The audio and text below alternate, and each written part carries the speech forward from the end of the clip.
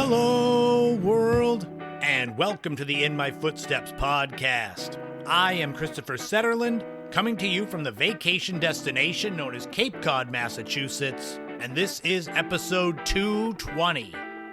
We're rocketing towards Thanksgiving. Daylight savings has happened. The days are shorter, they're colder, but I'm going to keep you warm with laughter with Gen X nostalgia.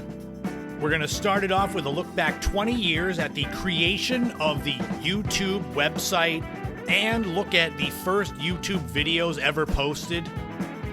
We're going to go back 30 years and look at the release of the Beatles Anthology, which will allow me a chance to do a little bit of an overview on the Beatles themselves.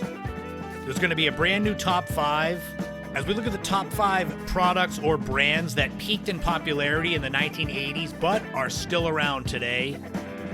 And there will be a brand new This Week in History and Time capsule as I look back and try to explain the meaning behind the phrase Dr. Livingston, I presume.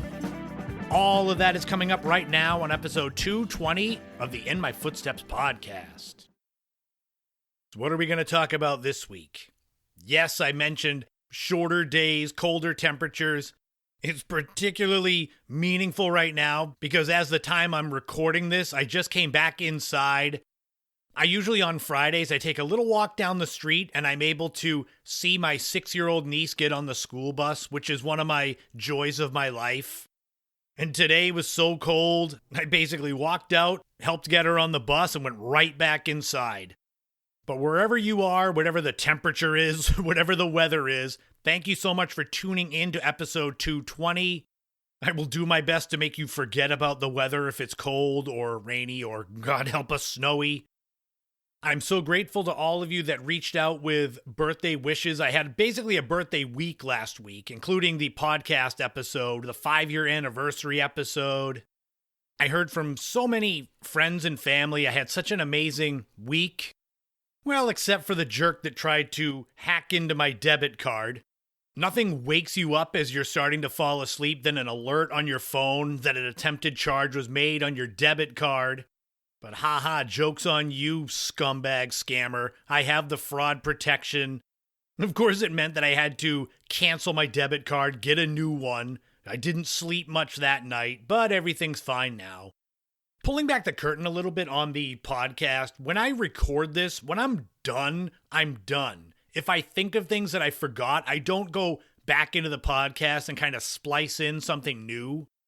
I say that because last week I did Restaurant Storytime 10, all about my worst injuries in my restaurant life. And a few days after the podcast went up, I actually remembered another story that I wished I had put in there. So you're going to get it here, a bonus chapter of Restaurant Storytime 10. We'll channel Duran Duran and entitle this Dance into the Fire. This was probably 2011, and we had one of our big stoves, and the pilot light was out. So it was up to me to get down on the floor, open the little hatch, and reach in to the pilot light with one of those super long matches. And I can't believe I didn't remember this for the podcast episode. So I'm laying there on the kitchen floor, which is nasty enough, reaching in, and when the match got close to where the pilot was, a fireball shot out at my face. All I remember was seeing fire come at my face, close my eyes, I rolled over. There was another guy with me. Shout out to Rob Blake if you hear this. He was right there standing there. He said to me he honestly thought I was going to stand up and have at least burns on half my face, have eyebrows gone, hair gone. And yes, my face was a little bit red, but man, it could have been so much worse. I don't know how that fireball didn't just singe all my hair off. I must have had an angel on my side. Needless to say, the next several times the pilot light needed to be lit back up, I passed that responsibility onto someone else. So there you go. Fireball to the face. I forgot to mention that on Restaurant Storytime. Now, before we get into the meat of this nostalgia sandwich that is the podcast, I can't start off without thanking my Patreon subscribers, Lori, Mary Lou, Ashley, Kevin, Leo, Marguerite, Neglectoid, Crystal, Matt, Dr. Shrimp, Porto Chico, Thank you all for being my biggest backers, the ones who literally put their money where their mouth is to support me, my content creation, my dreams of being a self-sufficient, self-employed artist, creator, whatever that entails. You too can get a shout out on the podcast. $5 a month on Patreon gets you access to bonus podcast episodes. It gets you access to the remastered Without a Map live streams, one of which will be going up in a few days. And I have an ever-growing free tier on Patreon, so you can go just become a member, see what I've got up there for the free tier. But of course here, the main show, the podcast, that's always free. So let's get into it. 2025 marks 20 years of the YouTube website. I spend thousands of hours a year on that site or creating for that site. So let's dive a little bit into the history of YouTube, the first videos that went up, and a little bit about how I got onto YouTube, starting right now. On April 23rd, 2005, a simple, short video was uploaded entitled Me at the Zoo by a creator named Jawed Karim. Simple and innocuous, and yet one of the biggest game changers in the history of the internet. On that day, the website YouTube.com was created, and in the 20 years since, there have been countless hundreds of millions of videos that have been uploaded by professionals, amateurs, people that aren't even considered amateurs. It's easy to go on YouTube today and see thousands of amazing creators, talented people who post their videos about various subjects and see it as a no-brainer that it would succeed.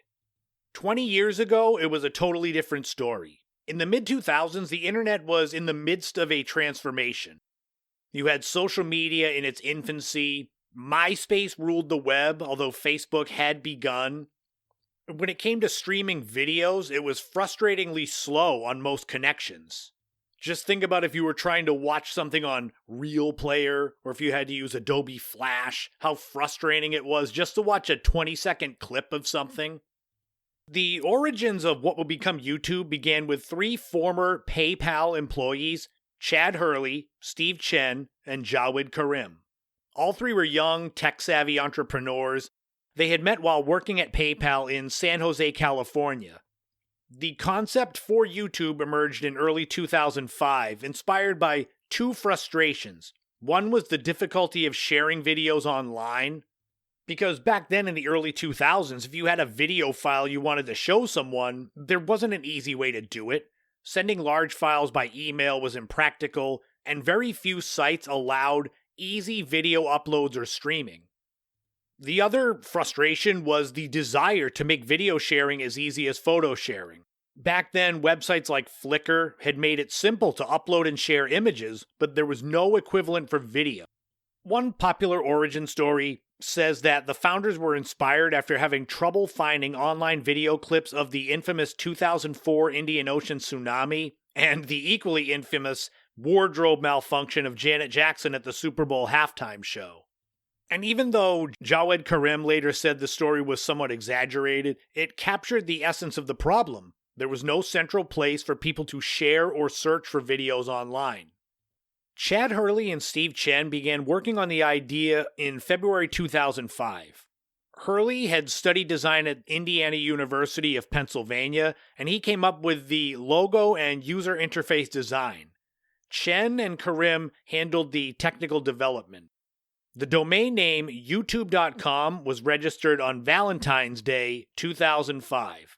The founders rented space above a pizzeria and Japanese restaurant in San Mateo, California, and began building the site.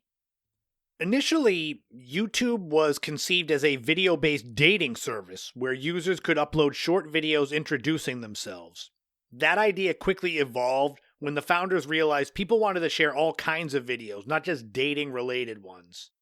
It is interesting to think of the alternate universe where YouTube becomes a video dating site, where it's like today instead of Tinder or Hinge, you've got YouTube as the biggest dating site. As I mentioned at the top of the segment, on April 23rd, 2005, co-founder Jawed Karim uploaded the first ever YouTube video entitled Me at the Zoo. Alright, so here we are in front of the elephants. Cool thing about these guys is that they have really, really, really long trunks, and that's cool. And that's pretty much all there is to say. This was an 18-second clip where Karim stands in front of elephants at the San Diego Zoo, explaining that the cool thing about these guys is that they have really, really, really long trunks. The video was simple, mundane, but it marked the start of a revolution in how people created and consumed media. YouTube officially launched to the public in May 2005 with a simple slogan, "Broadcast yourself." The site's ease of use was its biggest strength. Anyone could upload a video, anyone could share a link, anyone could instantly reach visitors all around the world. Users didn't need technical knowledge or expensive equipment, just a computer with internet access. Within months, YouTube's popularity skyrocketed, and by the end of 2005, the site was serving over 8 million views per day, and hundreds of videos were being uploaded every 24 hours. The clean interface combined with the growing availability of broadband internet made it irresistible to users. By mid-2006, 1 year later, YouTube had become a cultural phenomenon. Viral videos like Lazy Sunday, which was a Saturday Night Live digital short, and homegrown hits like Charlie Bit My Finger were drawing millions of views. For the first time, ordinary people could become celebrities overnight. There are so many younger people today that have dreams of becoming a quote-unquote YouTuber. That was not a thing when I was growing up. Recognizing its potential, Google acquired YouTube in November 2006 for $1.65 billion in stock.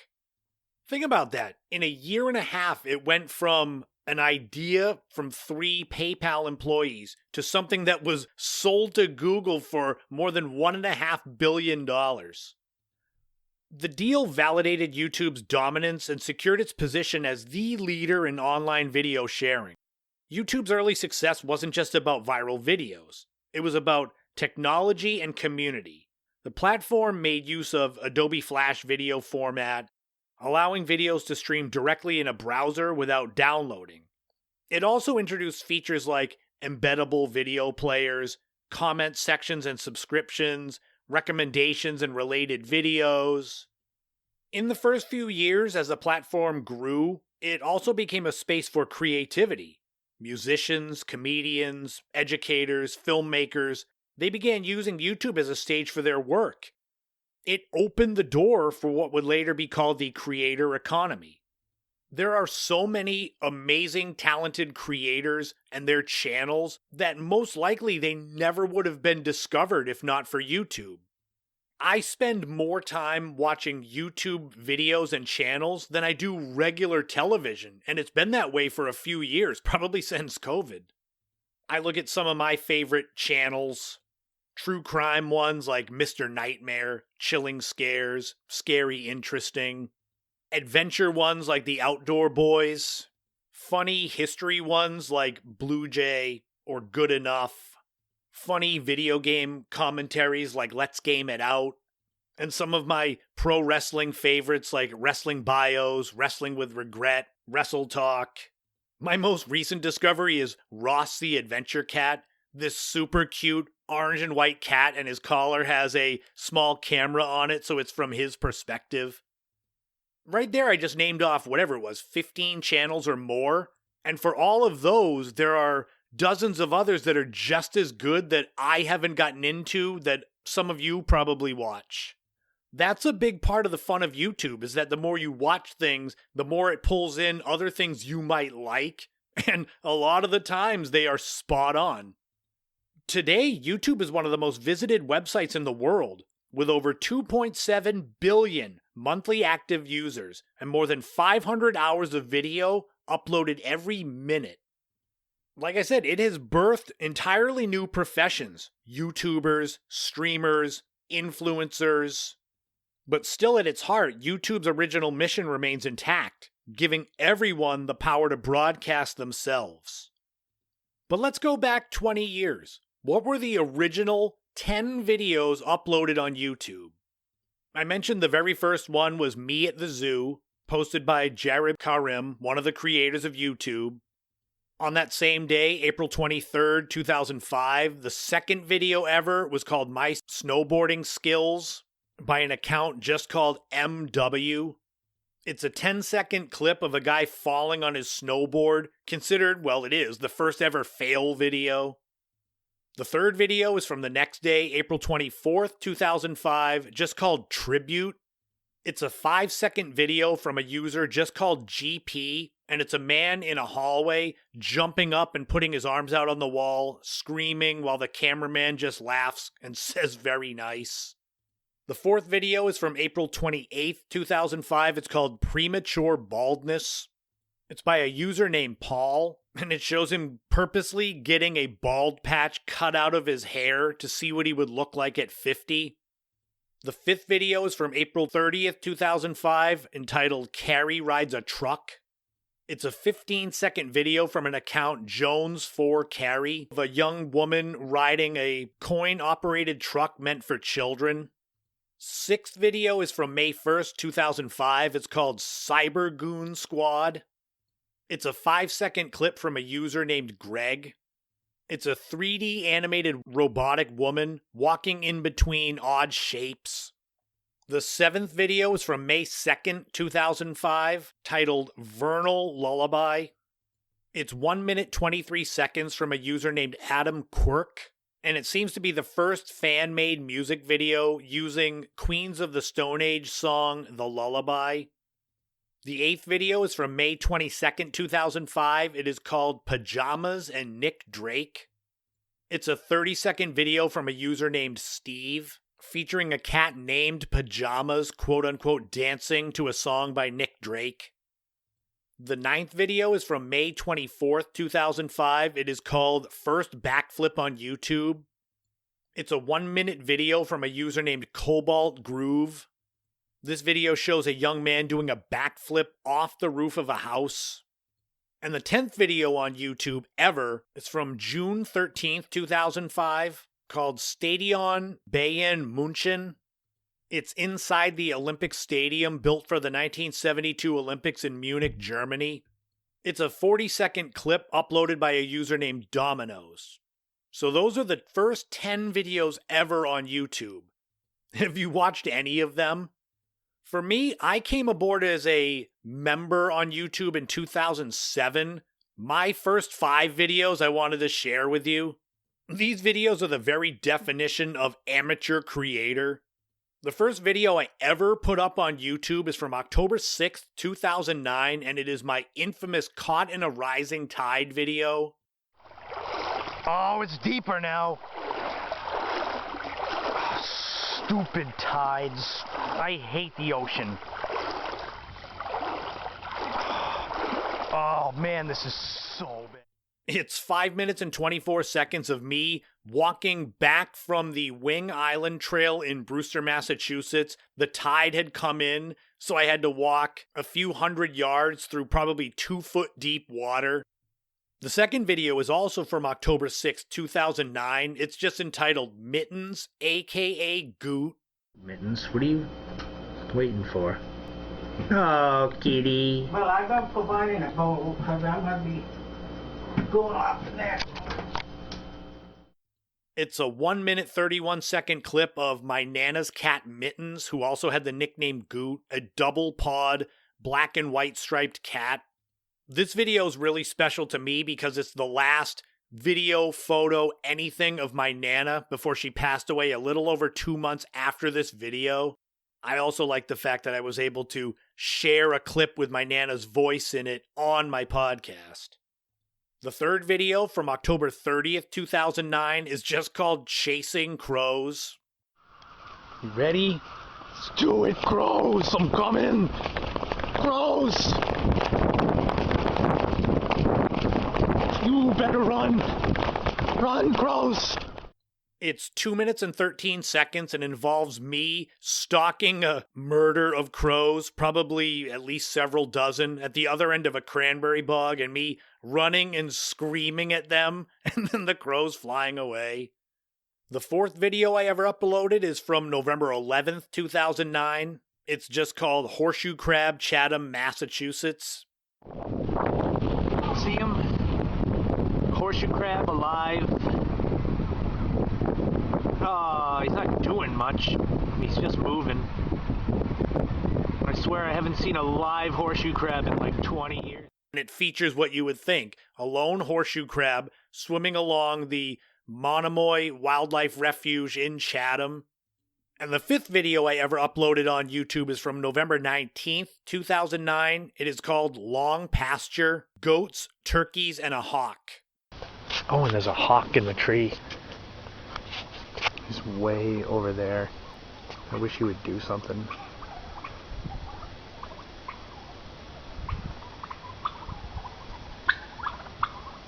Man, that's some weird noises they're making. What do they see? I think they see the hawk. It's 3 minutes and 58 seconds of me touring the Long Pasture Wildlife Sanctuary on Bone Hill Road in Barnstable, Massachusetts. So those were my first 5 videos I ever shared on YouTube. Very amateur. In total, my YouTube channel has 711 videos currently. And obviously, I love sharing those videos. I love creating those videos. I promote my channel all the time on the podcast. I am no streamer, YouTuber, influencer. I don't have hundreds of thousands of followers.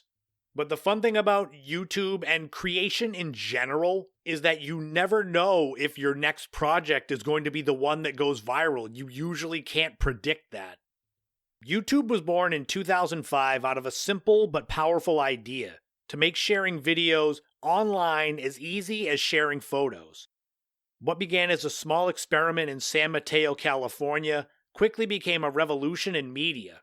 Within a year, YouTube had changed how the world communicated, entertained, and learned. It forever redefined what it meant to be seen and heard on the internet.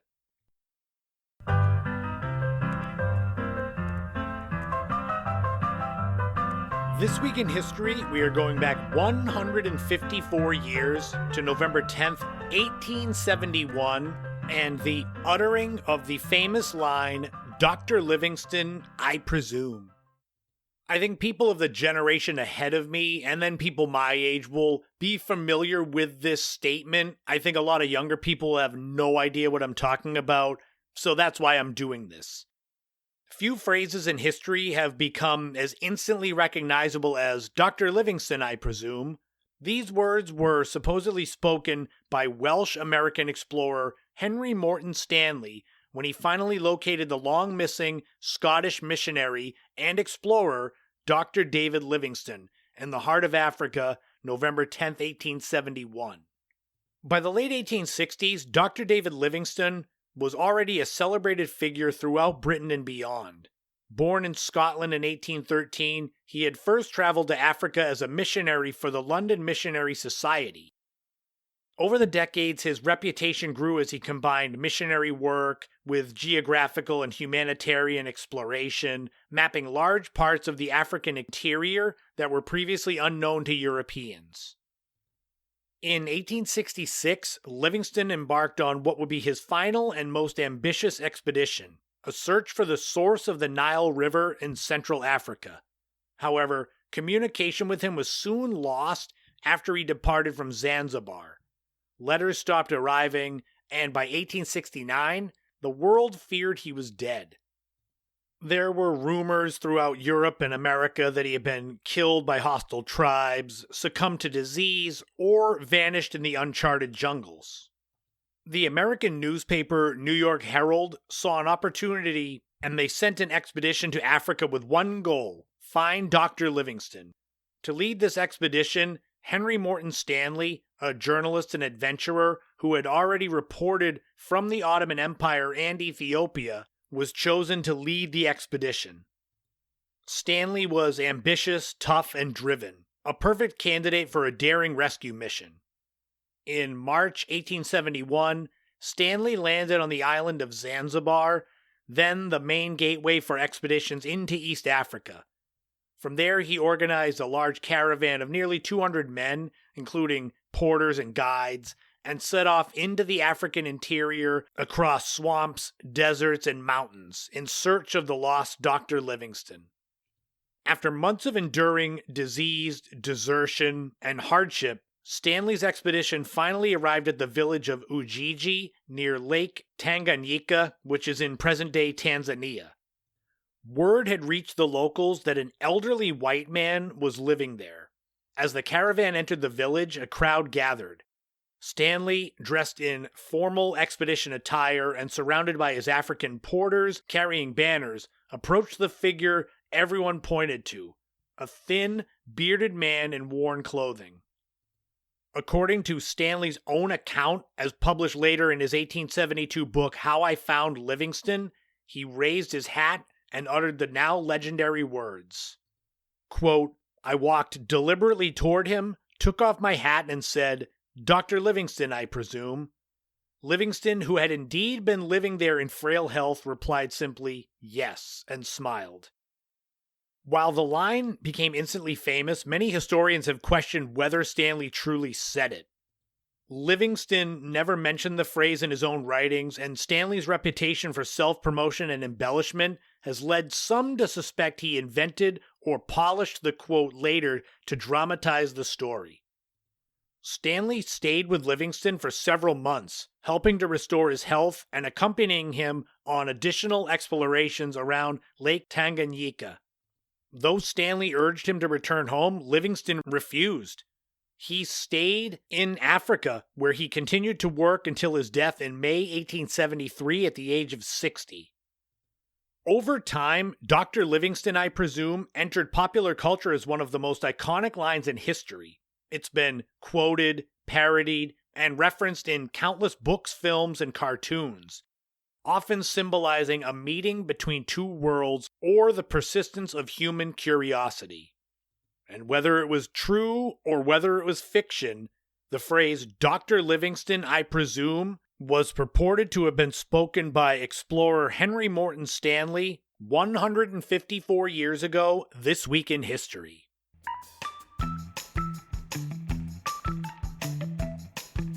A new time capsule, I presume. That's what's coming up now. For this time capsule, we are going back 68 years ago to November 14th, 1957. What was going on in the world of pop culture back then? Well, let's find out. The number one song was Jailhouse Rock by Elvis Presley. This song was recorded by Elvis for his film Jailhouse Rock. The song went to number one for 7 weeks. It was one of 18 number one songs that Elvis had, which in total spent 80 weeks at number one. Elvis Presley is one of those people that he only needs one name. If I say Elvis, you know who he is. He has sold more than 1 billion albums worldwide, making him the best-selling solo artist ever. The number one movie was Pal Joey, and you could get into the theater with a ticket costing 50 cents. This is a musical comedy based on the Rodgers and Hart musical play of the same name. It starred Rita Hayworth, Frank Sinatra, Kim Novak. The movie was a hit with critics, and the soundtrack went to number 2 on the Billboard charts thanks to several songs from Frank Sinatra, including The Lady is a Tramp. It was nominated for 5 Academy Awards, and actually won the Golden Globe for Frank Sinatra for Best Actor. The number one TV show was the General Motors 50th Anniversary Show. Yes, a TV show celebrating the anniversary of an automobile brand. That was number one. TV was different in the 50s. The show was unique for being broadcast in color on NBC. Of course, you needed a color TV, but still. The show was hosted by Kirk Douglas and Ernest Borgnine. It was comedy, music, drama. It included stars like Pat Boone, Carol Burnett, Steve Lawrence, Dinah Shore. And if you were around back then, November 14th, 1957, perhaps you were parents that just had a newborn baby girl. You need to save money on things to be able to buy food and clothing and such for your children. Well, you're in luck, because there's a $1 sale going on at Filene's. What can you get for $1 at Filene's? Children's leather gloves and mittens, women's slips and nightgowns, men's sports shirts, sweatshirts, a 6-piece bar set, rolling pins, tea kettles, children's boxing gloves, and many, many other things. So head down to Filene's. It's air conditioned. That's a big selling point. And this date, November 14th, 1957, is also the birth date of my mom, Laurie. Unfortunately, I could not share this date without people now knowing your age, but that's all right. They already know my age. By this point, I don't know if you will have gotten your first present from me, so I can't say I hope you like it. But thank you for being my biggest supporter, my biggest advocate. So many of the family, we drift in and out of each other's orbits over time, but my mom is always the one that's the consistent. So I hope you have a happy birthday, and I love you, and I hope I make you proud with all of my stuff I do, all of my craziness with my content creator dreams and all of that stuff. And now as we wrap up the time capsule, as we wrap up this week in history, we are going to try something new on the top 5. These are the top 5 products or brands that peaked in popularity in the 1980s. I'll tell you all about what that means coming up right now.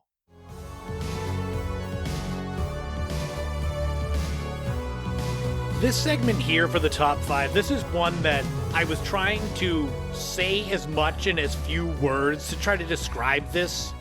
It's meant to be products or brands that peaked in the 1980s.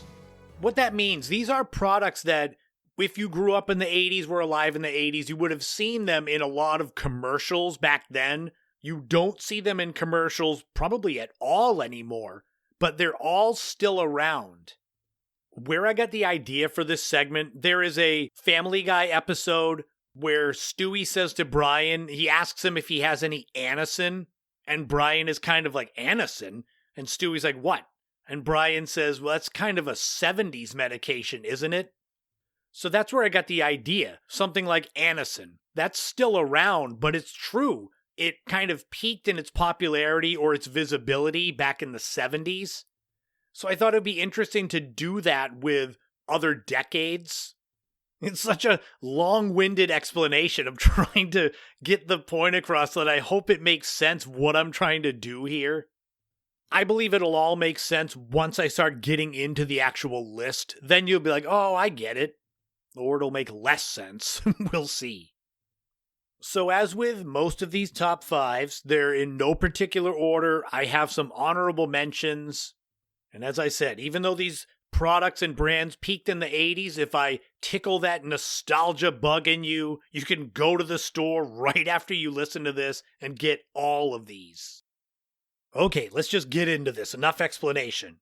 Honorable mentions for products or brands that peaked in the 1980s include Duncan Hines, which makes all kinds of cakes and pie fillings, any kind of sweet stuff. Another honorable mention is Legs. This is a brand of pantyhose, and would typically come in a container that was shaped like a little egg. Another honorable mention is Certs. These are the little mints. 2 mints in one. They were actually discontinued in 2018, but they are now back. Another honorable mention is Joy. This is a brand of dishwashing soap. You start to see a pattern here, just to break off, with things that are not in commercials really anymore. Pantyhose, breath mints, dishwashing soap. Anyway, there's one more. The final honorable mention is whatchamacallit. This was my favorite candy bar growing up. Peanut butter, caramel, chocolate, crispy. Ooh, maybe I'll have to get one today. But those are the honorable mentions. Does it start to make sense what my idea was for this? These products, you can go to the store right now and get all of them, but tell me, when was the last time you saw these advertised anywhere? I'm not saying that there weren't commercials for Duncan Hines or Certs in the 1990s. I'm just saying that in the 80s, that's where they peaked, at least as far as I could see. All right, let's continue here, creating your 1980s shopping list that you can go and get later today. The actual top 5 starts with number 1, Jif peanut butter. Peanutty. Real peanutty. More peanutty than this typical bargain brand. That's because Jif's made with only #1 quality peanuts and sealed while it's fresh and warm. Tastes great. Choosy moms choose Jif. Jif peanut butter has been around forever. You can find it still right now. You can go to jif.com. I don't know if there's special interviews with Jif on it. It was first released in 1958, and in the 80s there were so many different peanut butter commercials. Besides Jif, there was Peter Pan, there was Skippy, there might have been Superman if you were living somewhere else. This again comes down to almost when a product crosses over into that legacy territory, where it's like, yeah, everyone still has peanut butter. I mean, unless you've got an allergy. But you don't need to advertise it anymore. It's like it's in your subconscious. What I find fascinating is when doing research about all these products, if you go online, you can find dozens of listings for vintage Jif jars and Jif labels on eBay. If I had only known that when I was growing up, I would have saved all the ones that my mom got. I don't think I'd make too much money. They're selling for like $10. Number 2 is Bufferin. My Bufferin for all that. For headaches and a whole lot more, extra strength Bufferin goes to the heart of the pain with the strongest dose of pain reliever you can buy. Nothing relieves more aches and pains. My Bufferin. For headaches and a whole lot more, extra strength Bufferin. This comes directly from that Family Guy episode when Brian says Anacin is a 70s medication. I was like, what's an 80s medication? And it's Bufferin. Bufferin is buffered aspirin, makes it easy on the stomach for people. This is another one. It was all in commercials in the 80s. Bufferin was promoted as a smarter alternative to aspirin. What's interesting is that in the 2020s, there are still tons of medicine ads, but it's all the prescription ones that cost thousands of dollars. And back in the 80s, you had so many different simple pain relievers. Bufferin, you still had Anacin, Tylenol, Excedrin. But over time, you just get conditioned like, yes, I know I need ibuprofen, especially when you're old like me. But you don't need advertisements. You kind of know what you like or what works for you. It starts to make me think about current day, like what products are in ads today that in 20 years won't be in ads anymore, but will still be around. Like, what's the next thing to cross into that legacy territory? I mean, commercials today suck, so it's not going to be anything nostalgic about them. You think that? 20 years from now, are you going to be nostalgic for the commercials from now? I mean, they're all garbage. Boy, I really sound like the old man. I got to go yell at clouds. Number 3 is Bartles and James. This is quick and easy to do and will not only improve the flavor of ice considerably, but will make it more attractive as well. So if you're tired of having your ice just plain, add some Bartles and James. We hope you appreciate this suggestion, and thank you for your support. We thank you for your support. The wine coolers. These were especially big in the 80s because they came out in 1985, so obviously you want to make your footprint in the world of alcoholic beverages. The commercials were always Frank Bartles and Ed James sitting on a porch talking about their beverage.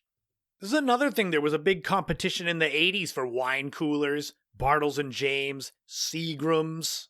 Of course, when Zima came out in 1991, that kind of killed any desire for people to get wine coolers and ruined everything.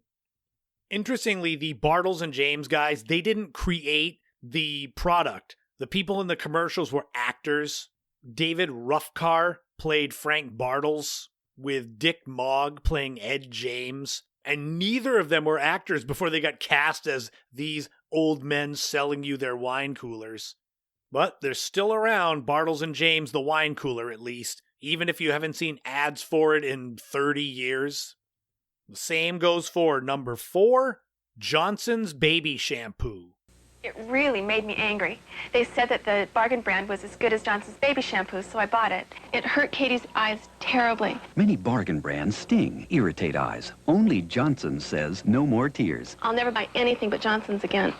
This was in that clear, yellow-tinted bottle, no more tears shampoo, so that babies could get their hair washed and not have their eyes burned and ruined. This was everywhere in the 80s, all the commercials with a mother giving a bath to their newborn with the bottle of Johnson's baby shampoo there.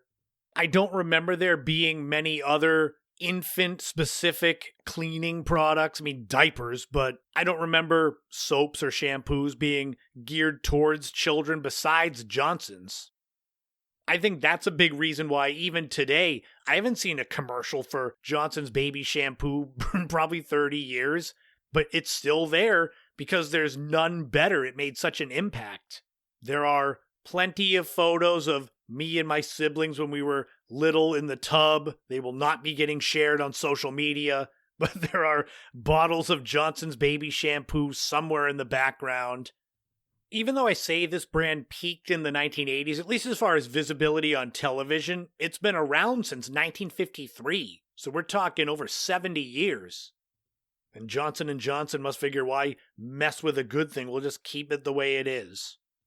And finally, number 5 on the products and brands that peaked in popularity, visibility in the 1980s is Zest. Soap leaves a sticky film on you that won't rinse away, but Zest rinses you fully clean. Zest fully clean.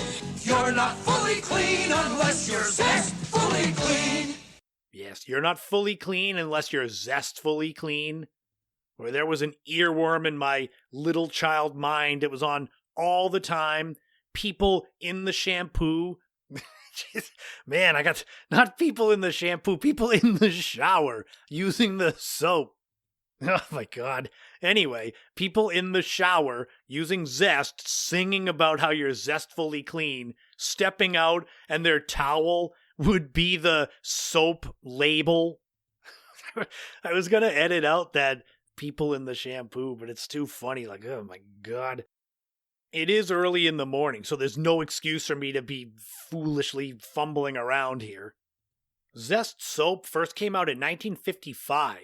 I can remember as a kid just seeing these ads. There would be celebrities in them. You had people like Roger Clemens or Mary Lou Retton in these commercials. That was another one in the 1980s. Soaps. Loads of commercials for soaps. Like people had to be reminded you should be clean so you don't stink outside. You had Zest. You had Irish Spring. You still had Ivory. There was Coast, Safeguard, Dial. And all of these soaps had commercials on TV. You'd see the commercial for different soap like every break. Now I guess the advertisers must figure people must know by now that soap is good for them. But there you have it. 5 products or brands that peaked in popularity and visibility in the 1980s. Do you still use any of these? I don't think I've used any of them in a long time. I've never used Legs. But now after hearing this on the podcast, I guarantee you the next time you're in the supermarket, you will see all of these. Jif, Bufferin, Bartles & James, Johnson's Baby Shampoo, Zest. And what we'll do going forward, I'll do this for different decades. Products that were really popular, really visible, they have to still be around, but you just don't see ads for them anymore.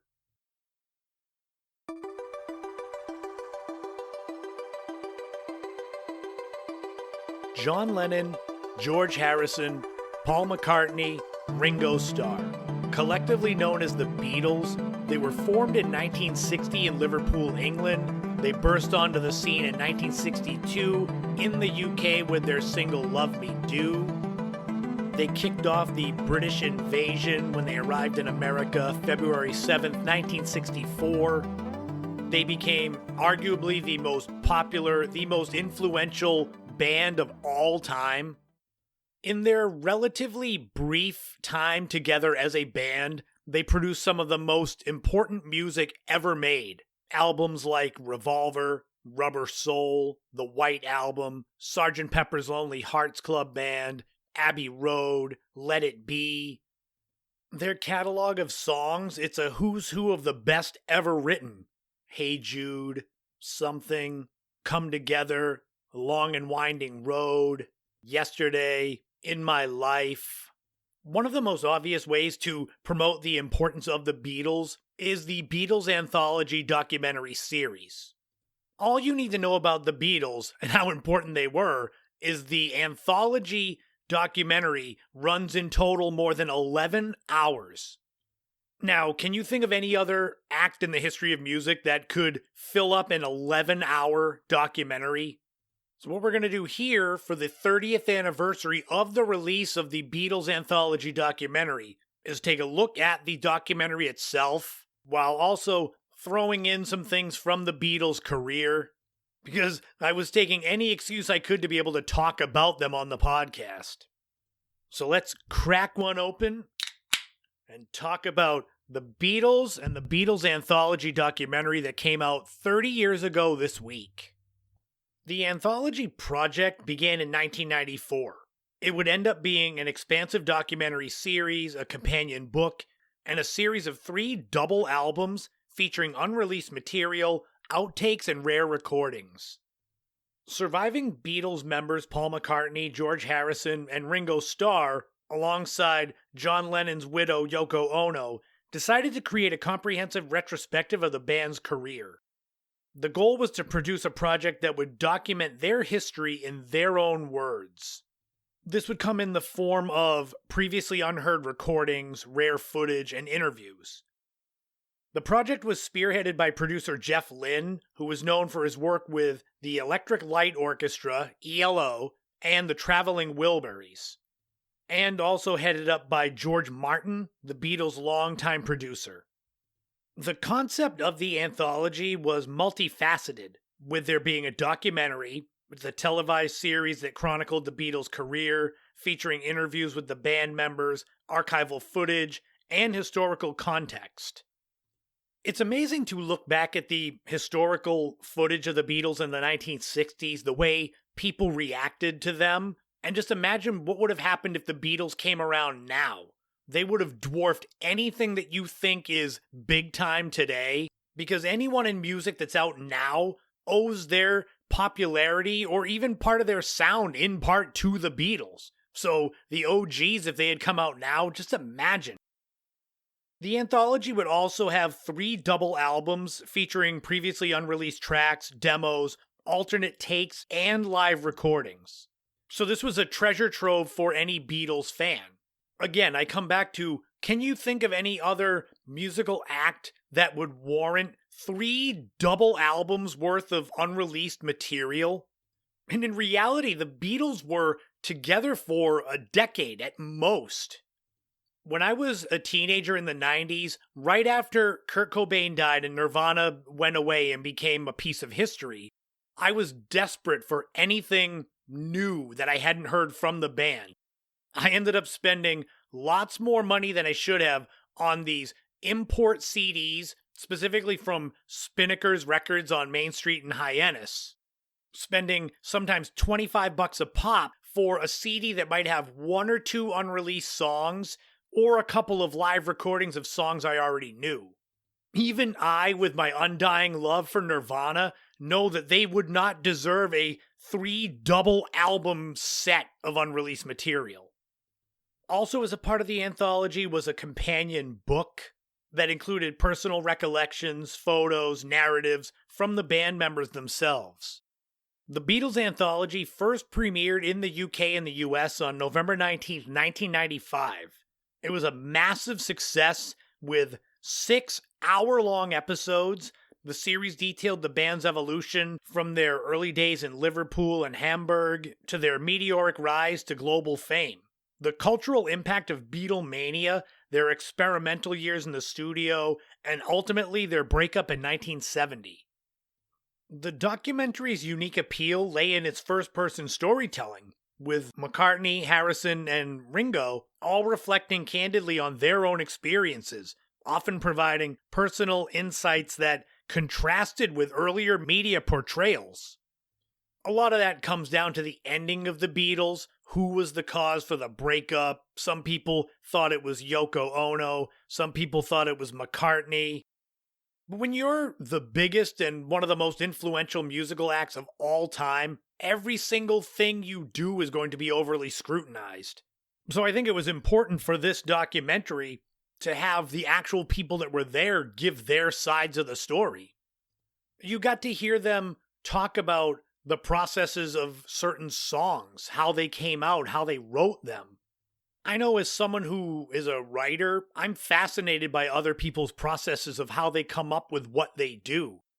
So hearing interviews with the Beatles about how they came up with songs like Yesterday, or Sgt. Pepper, or Lucy in the Sky with Diamonds, or any of their hits, that's the kind of stuff that I really liked.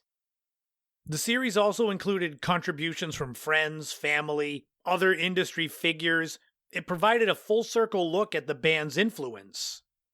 The Beatles Anthology documentary was a way for people that grew up with the Beatles to introduce it to their kids. Because, a lot of kids when they're growing up listening to what their parents are listening to for music, it's like, oh, that's not cool.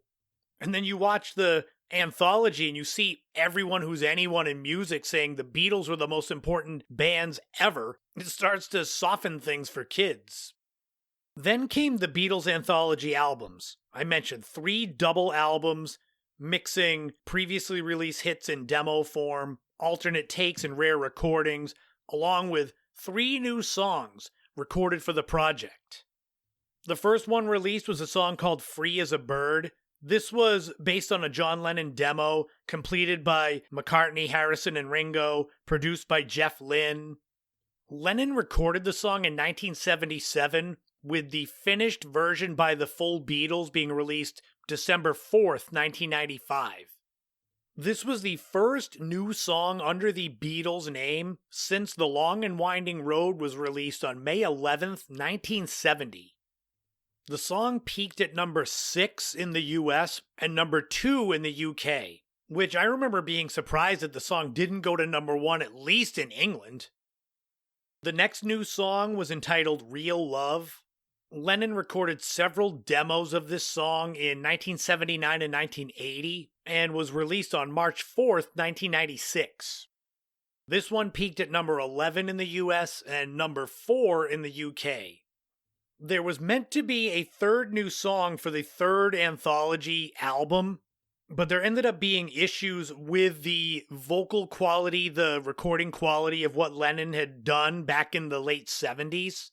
And I'm sure a lot of you that know these new Beatles songs notice that it's 3 surviving Beatles and then a Lennon recording, and you can tell. That third song that ended up being scrapped was finally released on my birthday 2 years ago, November 2nd, 2023, the song Now and Then.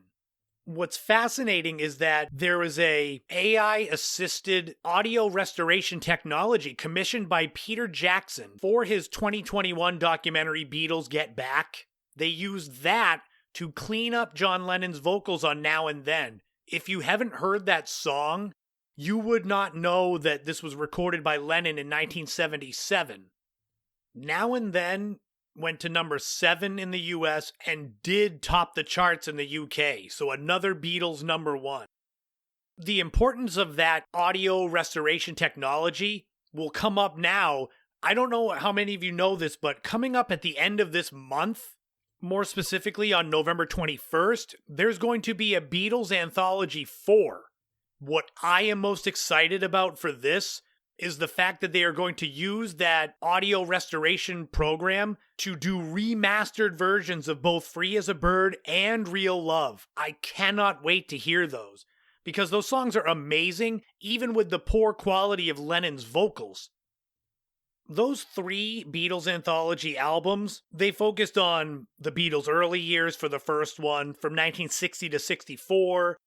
Anthology 2 covered 1965 to 68, with Anthology 3 concentrating on 1968 to 70.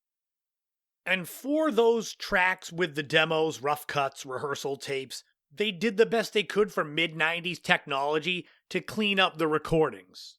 Now, 30 years later, with the digital and AI tech to be able to clean up the vocals. Like I said, I cannot wait to hear Free as a Bird and Real Love again. The original broadcast of the Beatles Anthology was watched by more than 27 million people. It drew critical acclaim, fans loved the new music, the albums, everything. The Beatles were this super hot flash, a supernova that changed the world, but in reality they were gone pretty quick. In total, the Beatles have sold somewhere around 1 billion albums worldwide. So fans of the band, when they were out in the 60s, they were looking for anything new to just satiate that feeling, that need for more Beatles music. The Anthology project has become a definitive reference point in Beatles history, introducing the band to younger generations, providing the longtime fans with new material, a deeper understanding of the Beatles' creative process. You had everything from their career covered, all the way from starting with Love Me Do to the more contentious Let It Be sessions. The project culminated in the 1997 release of the Anthology VHS set and then later DVD series. I know I mentioned at the top of this segment I was going to do kind of a retrospective on the Beatles' career, but it ended up being more on just the Anthology because as I was going, I realized it's impossible to cram the Beatles' career into a single segment. So obviously what I'm going to do in the future is more Beatles segments, because I do realize a lot of my listeners are from that generation and grew up with the Beatles. So you'll have to let me know where to start on that. Do I do top 5 list of Beatles songs? Who knows? We'll see. 30 years ago, the Beatles Anthology was first released. It stands as a monumental achievement in music history, blending documentary filmmaking, archival preservation, and musical innovation. More than 11 hours worth of documentary footage. That tells you all you need to know, again, about how big and how important the Beatles were and still are in the world of music. But until next week, that is going to wrap up episode 220 of the In My Footsteps podcast. Thank you all so much for listening. Thank you for making it to the end. I hope you enjoyed your weekly dose of Gen X nostalgia. Interesting, running the gamut this week from YouTube to the Beatles. If you enjoy my work, if you want to support me, you can for $5 a month on Patreon.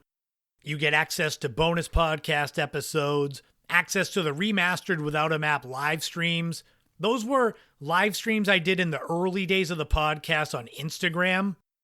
So I've taken those, I've cleaned up the audio and the video. You can also buy me a coffee. I've got links to both in the podcast notes. You can also go check out all my other content. You can go to ChristopherSetterland.com, my homepage.